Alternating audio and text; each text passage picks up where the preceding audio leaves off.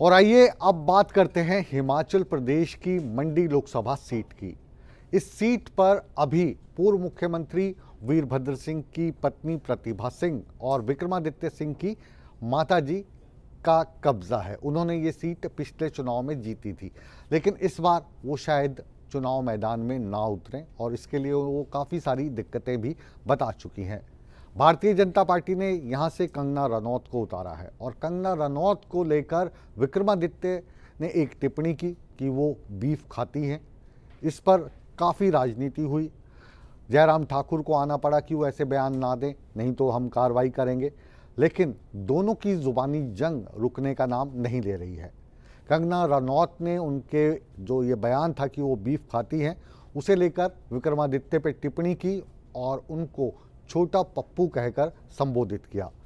इस पर विक्रमादित्य ने उनसे सवाल पूछा कि आप चुनाव मैदान में तो आ गई हैं, लेकिन आप ये बताइए कि हिमाचल प्रदेश के लिए आपका अभी तक योगदान क्या रहा है। देखिए पूरी रिपोर्ट और ये जो छींटाकशी चुनाव के दौर में हो रही है, इसको भी जानने की कोशिश कीजिए।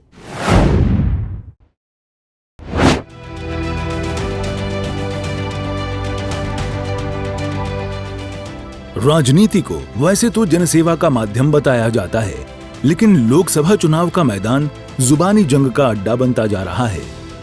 हिमाचल प्रदेश में लोकसभा चुनाव भले ही अंतिम चरण में 1 जून को होने हो, लेकिन बयानबाजी का दौर सियासी गलियारों में जोर पकड़ रहा है। खासकर मंडी लोकसभा सीट को लेकर कांग्रेस और बीजेपी नेता आमने सामने हैं। गुरुवार को कंगना रनौत ने मनाली में एक जनसभा के दौरान राहुल गांधी को बड़ा पप्पू और विक्रमादित्य सिंह को छोटा पप्पू कह डाला।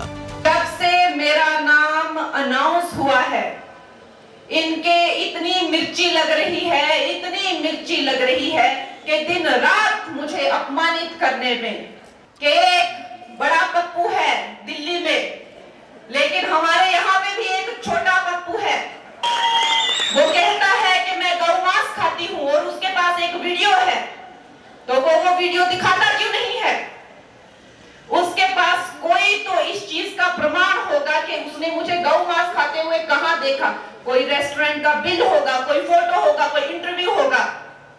झूठा और एक नंबर का पलटूबाज है ये छोटा पप्पू।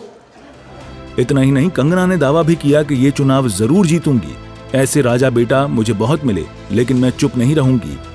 आज मैं ये सब पप्पुओं को जो भी है, जो मुझे धमका रहे हैं, मैं चुनौती देती हूं कि ये तुम्हारे बाप दादाओं की रियासत नहीं है जो तुम मुझे डरा के धमका के यहाँ से बाहर भेज दोगे। मैं गरीब घर की बेटी, मैं ये चुनाव जीतूंगी, लड़ूंगी और बार बार जीतूंगी।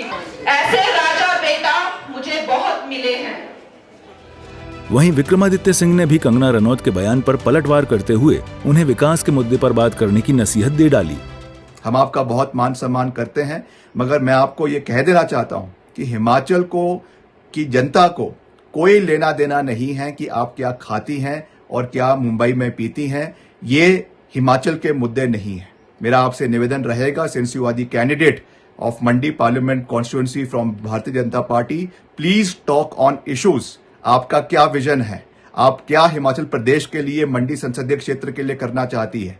क्या आपने आपदा के समय में किया? क्या भूमिका आपकी आने वाले समय में रहेगी? कितना सहयोग आपने पूर्व में दिया? इन सब चीजों के ऊपर बात करें। ये बिना मतलब की बातें जिनका प्रदेश के लोगों के साथ कोई सरोकार नहीं है, इस तरीकों की बात कर आप जनता का समय जो है वो व्यर्थ कर रही है। विक्रमादित्य ने कंगना रनौत की शब्दावली पर भी सवाल उठाए। उन्होंने कहा कि इस तरह की भाषा का इस्तेमाल देवभूमि में कभी भी नहीं हुआ।